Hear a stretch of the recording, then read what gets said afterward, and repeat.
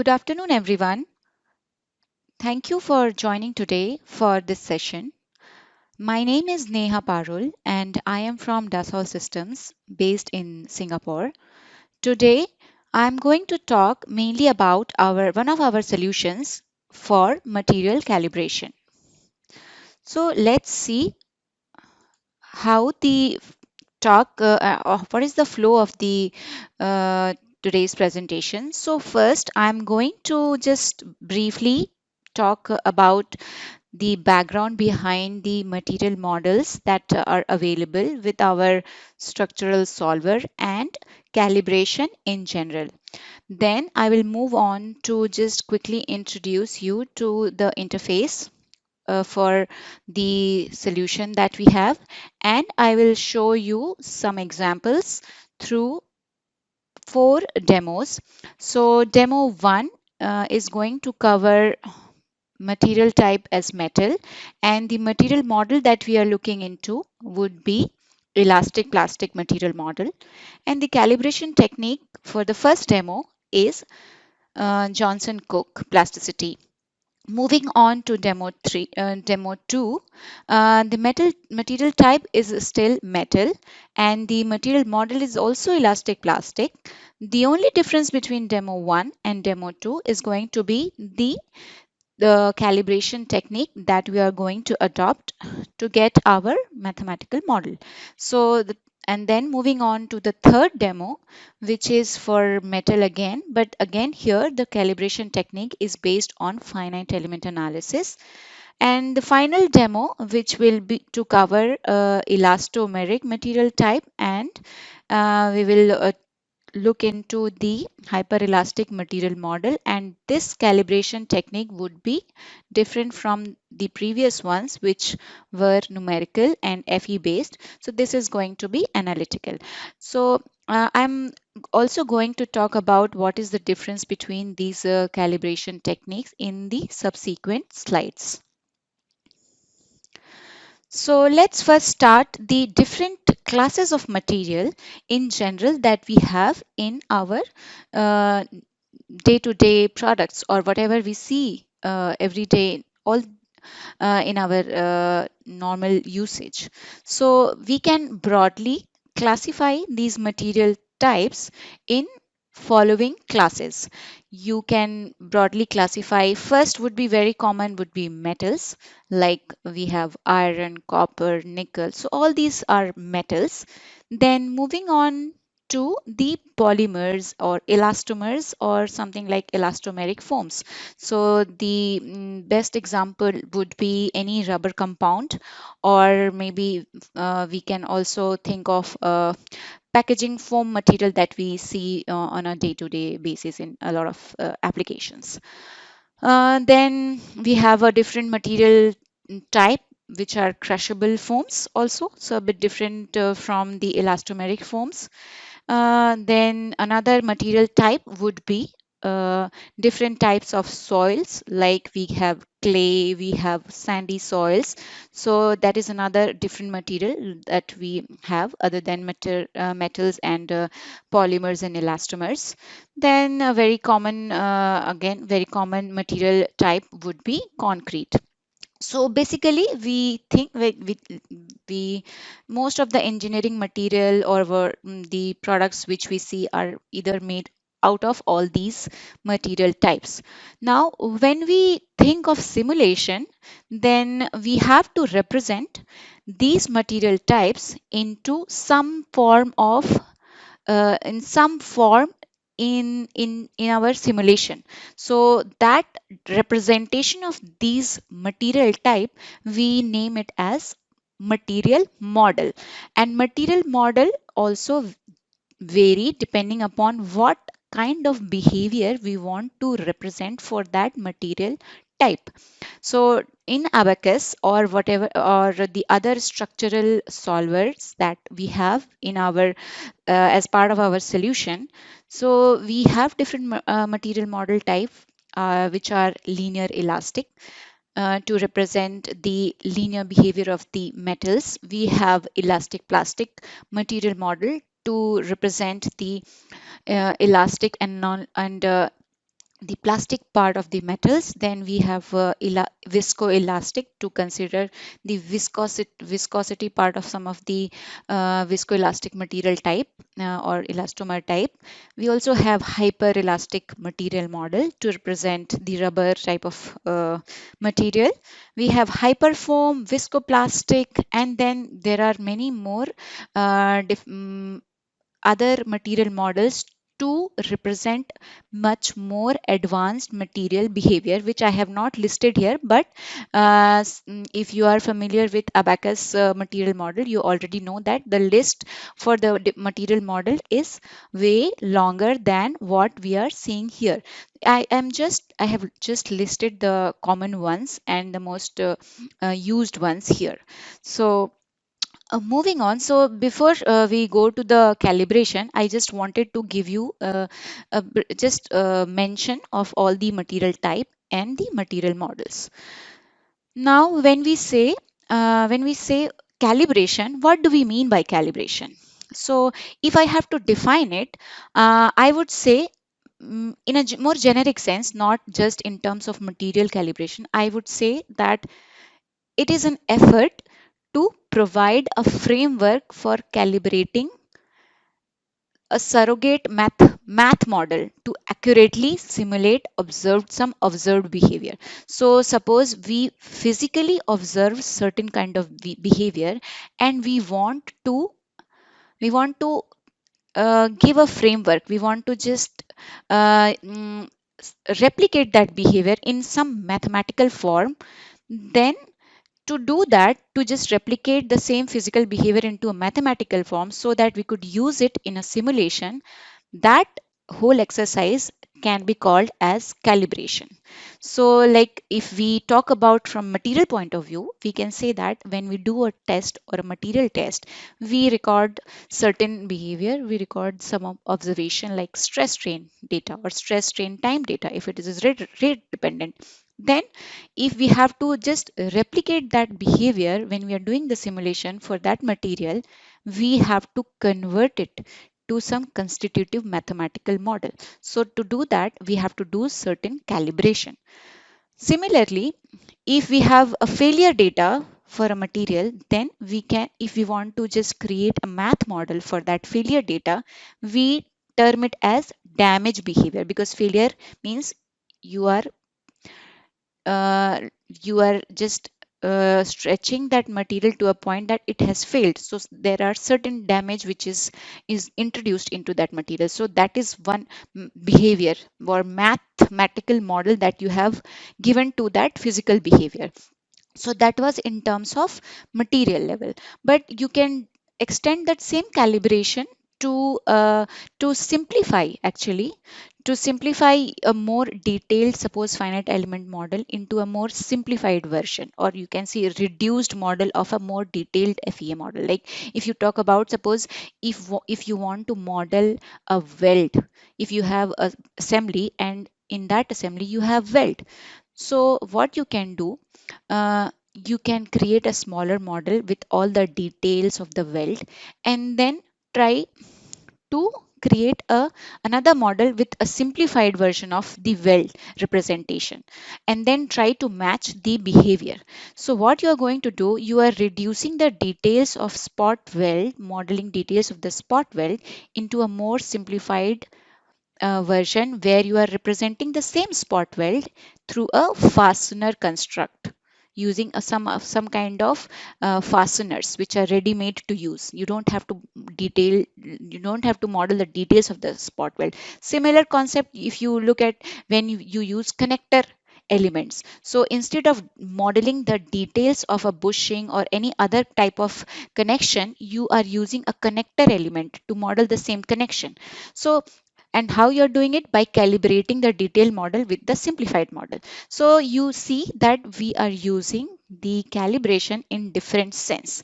But for today, we are going to stick to the material level only, and we are going to discuss in more detail about material calibration in general, but not the other calibration. But I just wanted to make clear the generic understanding of the meaning of the word calibration here. Okay, so now moving on, why we have to do a material calibration? What is the motivation behind it? Why we need to worry about calibration?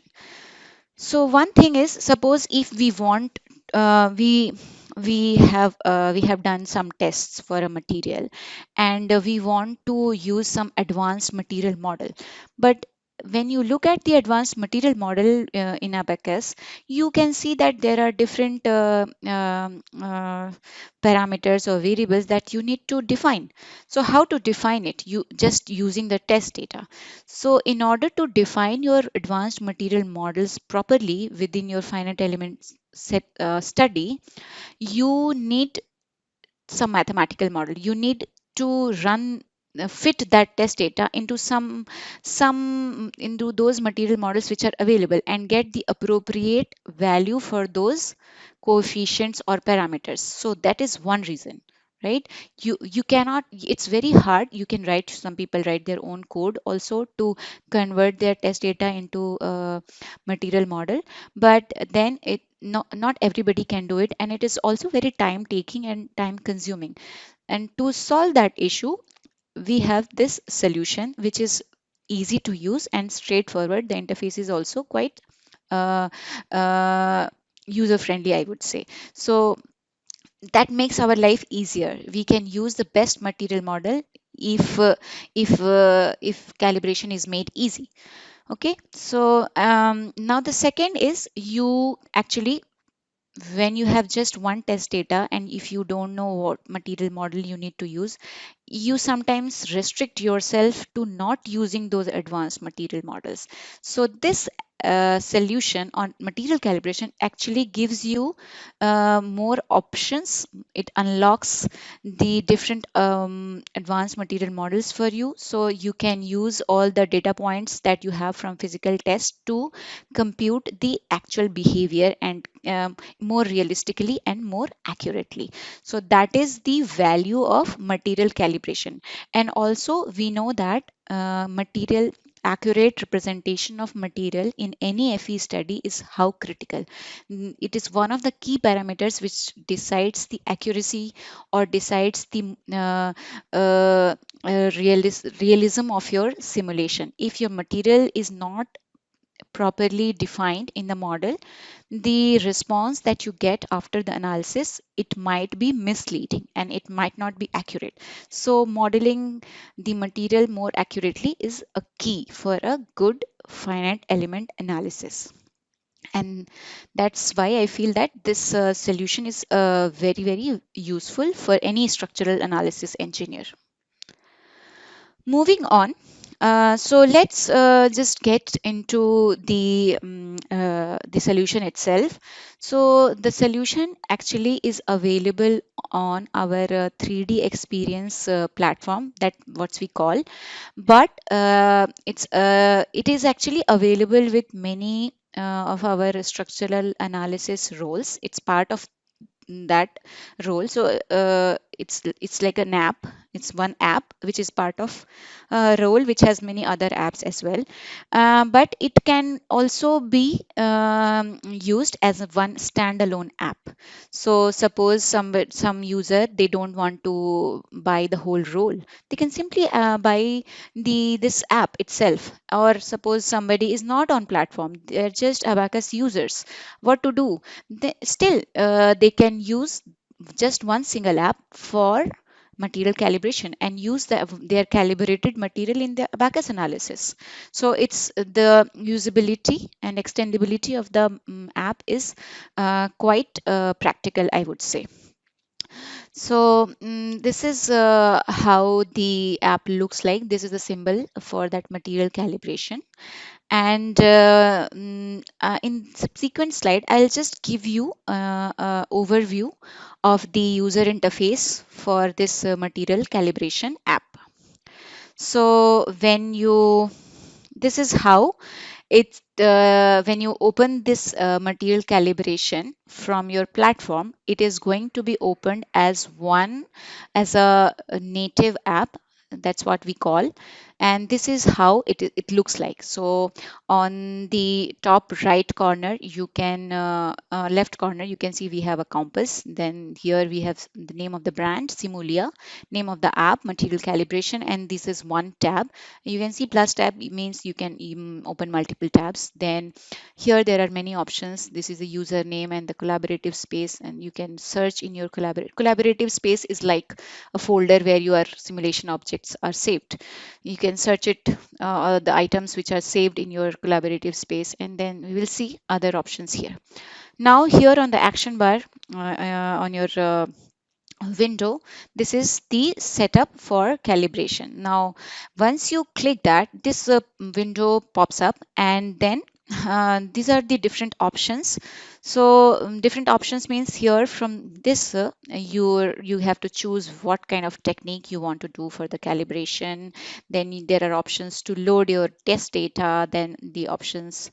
So this is to import your test data. So your test data, suppose, is stored externally, either as an Excel file or as a text file or a CSV file. You can load it from here just like this. So you can browse it locally on your machine, and then just choose the material, the test data, however it is saved. It can be a raw data or it can be a uh, processed data. We will see if it is a raw data, how to clean the data, how to process it and make it ready for calibration. Then once the data is loaded, then it is how it is going to look like, and there are all predefined items here, like the name is already defined. If it's uniaxial test, the name is already defined. Then the domain, x-axis, y-axis, then what kind of deformation it is based on the test data that you have. And then you can import multiple rows at one time, not just two rows. And you can see column 1 and column 2 are not defined yet, but just by right clicking it, you can define actually what is column 1 and what is column 2, like the quantity. If it is a strain, what is the unit of the strain? If it is stress, what is the unit of stress? So those things you can define by right clicking it, and the different options will appear. Once you move to the next icon, then the data, suppose you have highlighted in the column, you have highlighted what is x and what is y. So these are all user defined. Once the data is loaded, the plot is also going to get generated on the same interface, right? So uh, uh, now once it is, you see the preview of your data, you can simply import it, right? It's not yet imported. So once you import it, this is how a plot is going to get generated, and your material is loaded in the app, right? uh, then you have this window, and from here you can expand this drop down, and in there you will see different modes. As I mentioned in my first slide, that different demos that I'm going to show later on, I'm going to use different calibration modes. So these are the three different modes which you can see. One is analytical. Analytical is shown through this equation kind of symbol. Then you have numerical mode in between, in the middle, and the last one is FE calibration. So from here you can choose the mode. Now just quickly, I wanted to just give a brief description of what is mode. So analytical mode means it is actually, and yeah, just to tell you that different modes actually supports different material model. Like analytical mode is mostly like you are going to fit your test data in some analytical model, material model. Like especially this mode is actually supports most of the hyperelastic materials, where we know that we have different material models based on some empirical relationship, strain energy ratio. So the supported material models are hyperelasticity and linear viscoelasticity with temperature, time shift, Mullins effect, and hyperform only. So analytical mode is restricted to only this kind of material model, right? So we will see one example from this mode also in the end. And then second mode is numerical mode.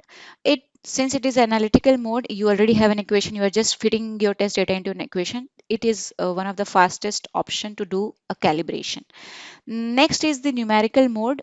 It is a bit slower than analytical, but when I'm saying faster and slower, it is actually in terms of seconds only the difference. It is slower compared to the analytical modes, but it supports more material models. So the elastic plastic material model is supported in this numerical mode. Now the third is your FE based mode. As the name suggests, we are not using any numerical data or any analytical expression here, but we are using a finite element model to do the calibration for us, material calibration. So since a finite element model is based, for each run of the calibration, a simulation is going to run, finite element simulation is going to run. So you can say that it is slowest of all the other modes, but here it is more generic and you can introduce a lot more details in terms of your calibration. It can take into account some non-linearity of contact and all those things, whatever is included in your finite element model. So out of these, this is slowest, but it is more generic also. So I just wanted to talk a bit about the modes here.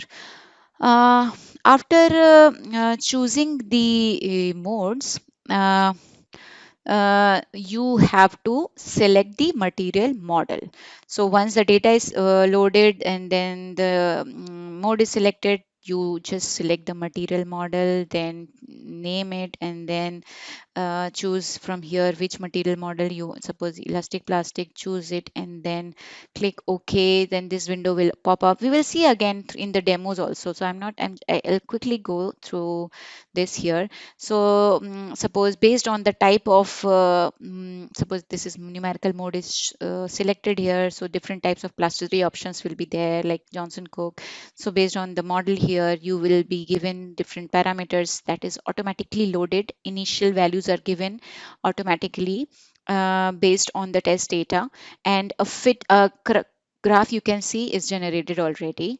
So this is the initial response. So until now, no execution or no calibration is being done. It is just based on these initial values. You're seeing this response. The one is your test data and another is your response, you can see.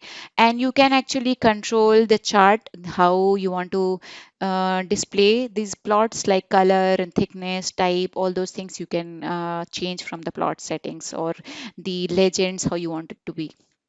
Then yeah, all these options you have, the color change and everything. Then initial response, as I said, you can include. So suppose these are different parameters which are part of the Johnson Cook elastic plastic behavior. So you can see which parameters you want to include in your calibration. So suppose if you are sure of some of the initial values of like Young's modulus, you don't want to include in your calibration, then you can simply uncheck this and you can make the calibration faster also, because less parameters to calibrate, faster it is. So that's how you are going to control how you want to calibrate.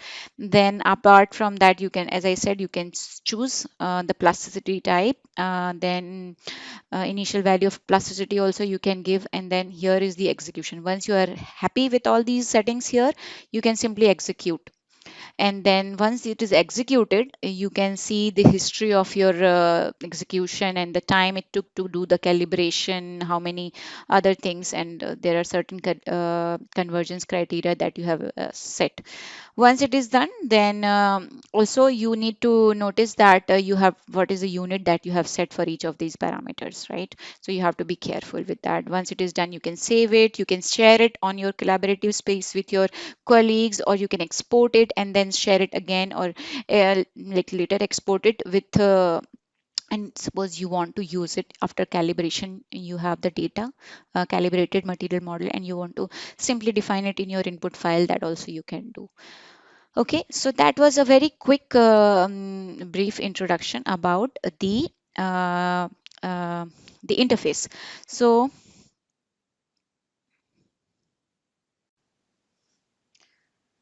okay, now let's look at the demo examples that I mentioned earlier. So first few examples, as I said, they are for elastoplastic material models, and it represents the metal material type.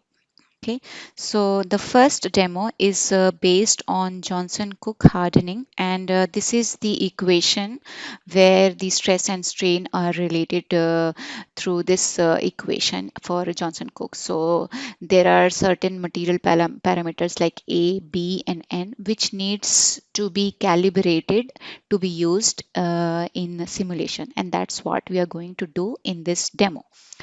Okay, so before that, the material type is SAE 1018 steel, and we are not looking at the effect of temperature and strain rate, and we are using Johnson Cook. So just to give you some brief description about the Johnson Cook material model, it has a bit advantage for simulation over the tabular models that we are more familiar with, and because it fits the data more smoothly, and it helps in getting a solution in a lot of cases, convergence related.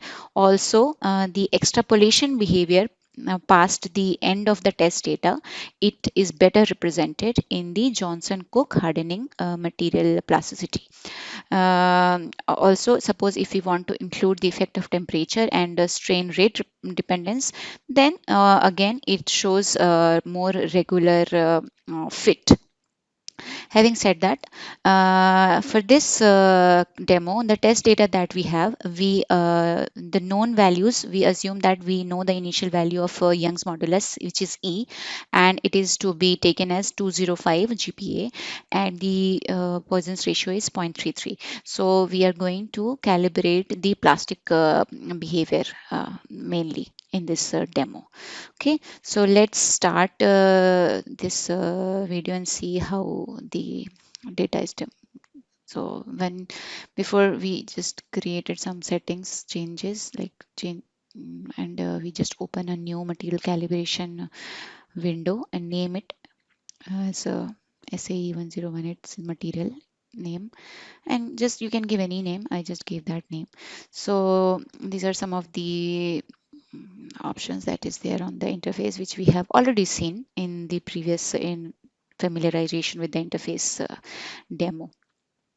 Okay, so after that we will load the data, test data. This is the test data which is in Excel format, and you can see that all these things are preloaded based on the type of data which is there, uniaxial test data. And then you just select the columns that you want from the Excel, and then click next, assign appropriate column unit and column name, and accordingly it will be plotted also on the graph and shown as X and Y axis, right? So strain and stress are given there. Strain is X, stress is Y, and then you import the data. Here you can see that this is the imported data, and you can make changes to the plot option for this data, like change the color, change the location of the legend, and many other things that you can change. This is mainly for visualization and plotting options, right? Okay, so once you are okay with all the settings, then you can see that the data is loaded here also. And one thing you can see in this example is the units are in different, it's not in MPa. We want it to be MPa. So you can go to preferences and change. So stress, it's PSI. Now you can change it to MPa. So I wanted to show this purposefully, like how you, if it is not the right unit, how you can go back and change the preferences. And it's so easy. It is now converted to MPa, the same data, right? Now you can see that in some of the initial test data also is a bit redundant. This called initial, because of the initial slack in during the test, this might have happened. So we are going to repair, or we are going to do some pre-processing to the data, such as zero shift. We want to shift some of the data such a way that it is this intercept on x-axis that you are seeing, it should not be there. Everything has to be start with 0 0. So this initial shift due to the slack during in the experimentation setup, we want to remove that. So to do that, we have to select few of the data points here which are a bit linear, and the same linearity will be the whole graph will be shifted based on that slope, and such that the intercept is 0 0, right? So so let's do that. This data is zoomed in so that it's better to select. So you zero shift, then you can choose the mode as multiple points, and you can select the data points either from the graph or from the table. So once it is selected, and you can evaluate it, go to evaluate and just click evaluate, and then once you are satisfied, you can just accept it. So it's called commit, and this is shifted. So you can reset the zoom and see the whole data. And also, if you see there are some jump or some unwanted data that you want to remove, you can just manually click and remove it. Also, after the necking has started, whatever point is after the ultimate tensile strength, that also you can remove, because it is not important from your plasticity definition point of view. So after all these things, we have the clean data, which is created from the raw data that we imported. So this is the one. Once we have done that, we will now choose the mode. So this is the numerical mode, and also choose the material model, which is the elastic plastic, right? So this is elastic plastic material model. You can give a name to it, elastic plastic, or any name. After that, you can see that some of the, based on the test data, it has created some, given some initial value to all the parameters which are relevant here, like E and nu, A, B, and N for your Johnson Cook. Now after that, you can choose some the optimization control, you can choose the algorithm for your optimization, you can choose the error measure. That, so there are many options. So whatever you choose, it will come here, and it will show, suppose error measure here is 0.12527. But as mentioned earlier, the initial value of E for this material type is known. So we are not including E in the calibration in this example. So we will just give the value which is known, like 205 GPa, and exclude the E. And we will do the calibration first before the known, with this known value, right? So we can uncheck that, and we will keep all the other parameters as it is. We have already set up the error measure. So we will execute it, and then this is the history of the execution. You can see the time which is took to run the calibration, and also the error measure, and you can visually also see how the this calibrated value of A, B, and N, how it has fit to the test data. Once you are satisfied, you can save it. It will be saved as an XML file in your collaborative space as well. You can export it as an input file, and you can use these parameters in your Abaqus analysis as well as it is. Okay, so this was Johnson Cook. Now moving on, the second demo is actually I don't know why it is.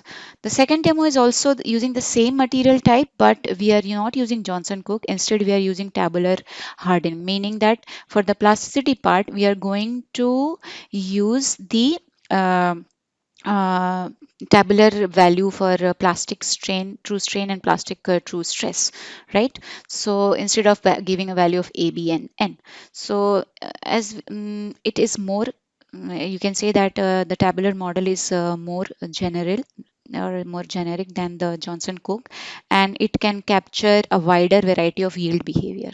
Okay, and but since it requires a lot of data points, a lot, all these plasticity, every data point will act as a design variable, and it will make the optimization a bit challenging and longer. So that's one thing that we have to keep in mind. Okay, so yeah, so we will see another thing is in this calibration mode, there is an option called conversion. So what it does, it just use the test data to assign some initial data points in the tabular format. So it gives some initial point of plastic strain, plastic stress, plastic true strain, plastic true stress, the initial value. It might not be accurate because we still have to do the calibration, but that is it generates, which makes the execution of calibration a bit faster. So we will see how it is. So let me just show you. So it's the same data. So we will change from isotropic Johnson-Cook to tabular, and you can actually decide the number of pairs you want to include as a data point. So right now it is 5. You can see 5 yield stress and strain pair are generated as an initial value based on the test data or based on the conversion mode, which is part of the algorithm. Okay. Again, we are giving the initial value of 205 GPa since it is the same material, and the data is already clean, so we don't have to do anything there. We are not changing the error measure or algorithm for that as well. And we will simply, you can see that these are the initial value of stress and strain which is generated, and the bound is also generated, minimum and maximum bound. So that actually helps in the calibration, that helps the algorithm. So yeah, then we will execute it and see how it fits the data.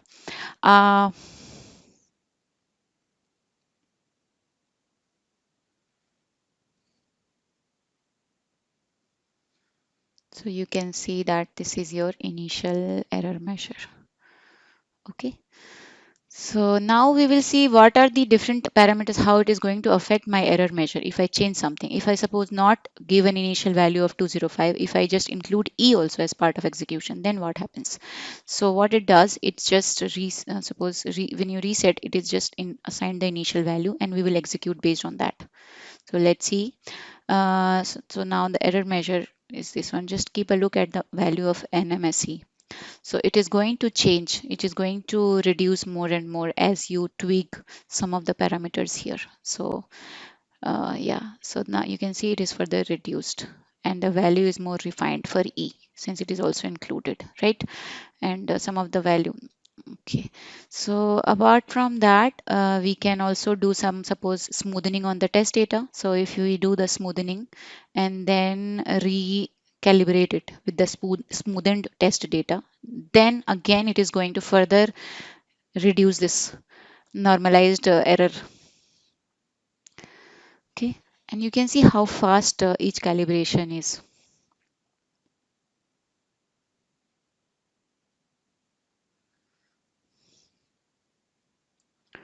Okay, so yeah, it is getting reduced and reduced. And what another thing that you can do is, so okay, so now after doing this second demo, which was a bit different from the Johnson Cook, it was a tabular hardening. We will move on to the third computational mode, which is based on FV model and not based on just some either some tabular data or some analytical formula. So, so let's yeah. So before I show the demo to you, just quickly I wanted to share some of the key points for this FE based computational mode. Like right now, all the FE, okay, so for FE based, as the name suggests, we also need a finite element model that is being used in addition to the test data to do this calibration. So so since FE model is involved, there is some analysis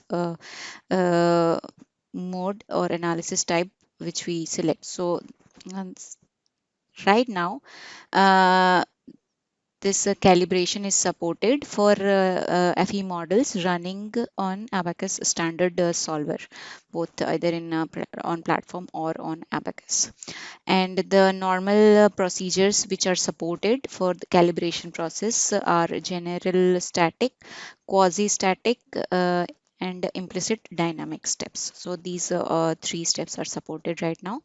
And since we have to do the comparison between the test data and the response from the FE analysis in order to calibrate the material which is being used in the FE analysis, we need to define a predefined set, node set or element set, so that we record the response at those for those node set or element set, and then compare the response, like if it is forced displacement or if it is force versus time. So we have to record that data through an element set or node set and match it with the test data. So that's how the computer runs it, or that's how it does the calibration. Okay, so again, either you can use a history output or a field output, as you might be familiar with the Abaqus, how we request the outputs there. Now we can also do calibration for multi-material. Like we can do if suppose in your FE model there are multiple materials, so we have the option to do calibration for multiple materials, but one at a time. The calibration we will do for one material at once, and then we can run the calibration for another material in the same FE model. Okay, and the section property for which this material calibration is supported is a solid section, shell section, and beam section. Okay, so in an Abaqus input file, the material to be calibrated can also include some initial values. So it's, you don't have to keep it blank. You can assign some initial values, and then as the calibration runs, as the iteration runs, those initial values are changed and calibrated as per the test data. So this is a general flow for the execution. So we set the execution modes and the correct units, which is the FE mode, and the units for whatever. Suppose if you want to compare the stress, then you need to set the units of stress or force. Then you need to set the units of force correctly. Then you import the test data like other calibration. After that, you need to import the FE model. Right now you can either import a platform 3D XML file, or you can import the input file, which is an Abaqus model. Then you need to map the FE response to test, as I mentioned. So the response or the output parameter that you want to compare with the test data. So you need to map those.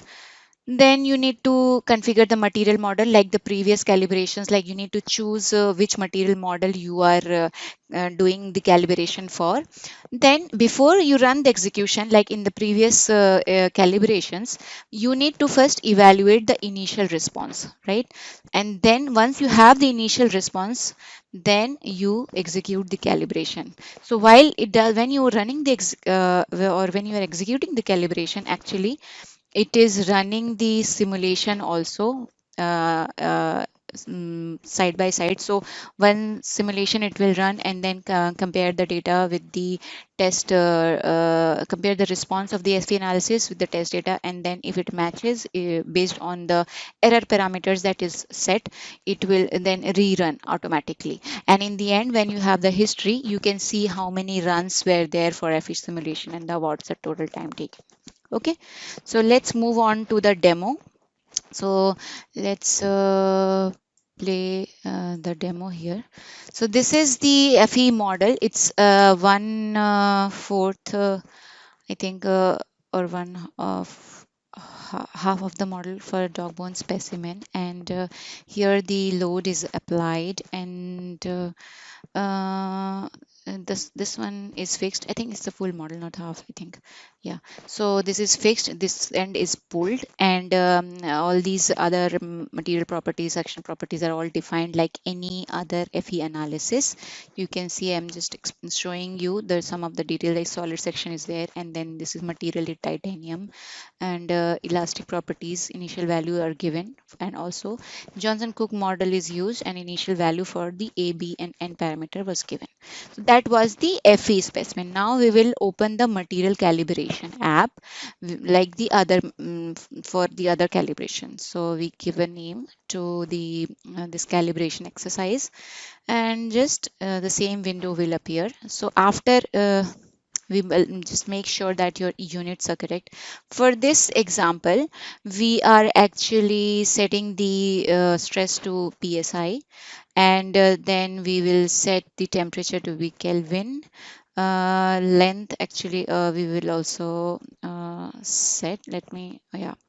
So before that, let's So since we are comparing the response and the test options, we just make sure that both the colors are different.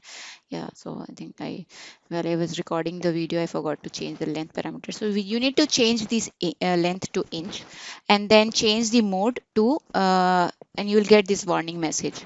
So just click OK and then load the test data. So you can see this is the test data. You have times, nominal strain and nominal stress, and out you all the three are loaded. But let's see, we for this exercise we will ignore the strain data and just use stress versus time data. So time here is my x-axis and stress is my y-axis, and I'm going to compare the stress versus time graph from the FE analysis as well. So let's see how to do that. So this is you are now linking your FE model in here. So simulation is the source, and now you can just load this model, which so you see this model is loaded. So and this is the unit for that. Okay, so I think something was it's not imported properly. Let's do this again. So again we will I think, yeah, okay. So you can see this now, this dog bone specimen is loaded, and we will just change the response based on the node set which is predefined in that model, and RF2 is the reaction force we are looking at. And what we are going to do, we are taking the reaction force, not stress directly, but we will convert the reaction force to stress by just multiplying with the factor of area over which this reaction force is calculated, and that's how we will get the stress as a response instead of force. So I will show you how to include that factor to convert force into stress. And these things are exactly same since we are using the same Johnson Cook. So these are some of the initial value for A, B, and E which was given, and N, and so there is nothing new here. So it's exactly same, and in this exercise we are not we are just reducing some of the parameters, like, so this is the evaluation which is happening. So here you don't see, you see in the previous calibration automatically as soon as you choose this plasticity, response will come, but here you need to do evaluation to get this first initial response from FE analysis, right? And again you need to choose the optimization parameter, error estimates and all. And now after once it is set, you are then using the execute button to do the proper calibrations. So you have initial value, you have the test data, and now the calibration is running in the background until it gets the desired error estimate within the tolerance, and you have a good match with the test data. So I think I hope that you have understood how this is working and how it is using the finite element model along with this calibration algorithm running behind the scene, right? So it's actually very powerful, and right now we are using a simple model like dog bone model, and we are just using elastic plastic response, but a similar approach can be used to have like you can use a more complicated model with even damage included in that, or you can include some assembly where you have contact and other things, and still you can use that model to run your calibration. Okay, so I'll just quickly move on to the last parts where I can show you the match here. Okay, so you can see that our square value is very like it's close to 1, and that means that the it's a very good fit, and with this fit the A and B parameter based on Johnson Cook classicity is like this, and total elapsed time is in terms of second, you can convert it into meters, and like number of functions, evaluation, all those things are calculated, right? And here I have just highlighted how to convert your force response into your stress value from your finite element analysis, and that's how it was included. This factor 1 over a naught was included in the parameter while we were defining the response from the FE analysis. So I since I don't have enough time, I'll just quickly move on to the next demo, which is for the hyperelastic material, right?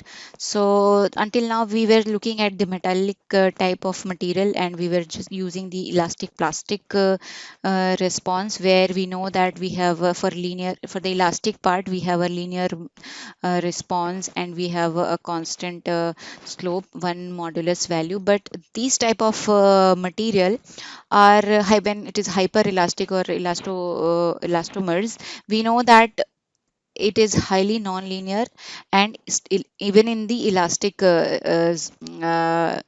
even when it is elastic, so we don't have one single modulus for this kind of material. So instead of defining E, we have different material models where in strain energy potential is being used, and based on, and it those material models like neo-Hawkian or Ogden, there are several material models which are available for hyperelastic, and that also needs different types of tests to show different deformation in different axiality.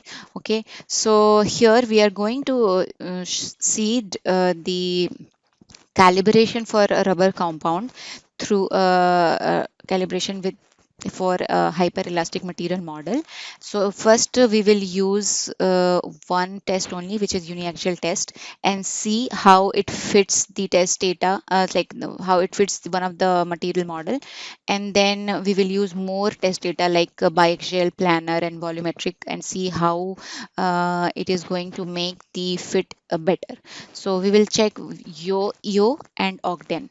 So I'll just play this, and since you are already familiar, again here in this for rubber compound, we are going to use analytical mode.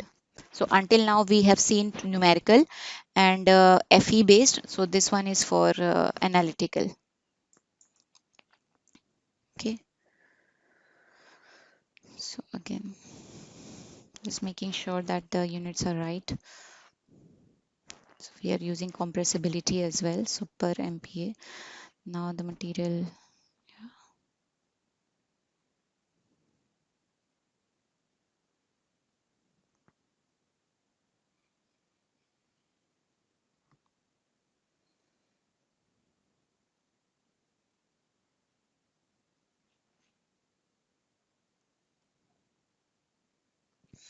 So yeah, so you can see that if previously we were just having one test data. Right now we are having a lot of different test data because it is an elastomeric material. So first we are doing for uniaxial, then you import, and then you can keep importing for other tests. So instead of uniaxial, you change it to biaxial as a deformation behavior. So this is for biaxial. Similarly, we will load for planar.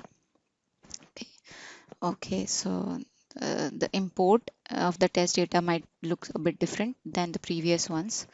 And then we have the volumetric data as well. So so we'll choose this.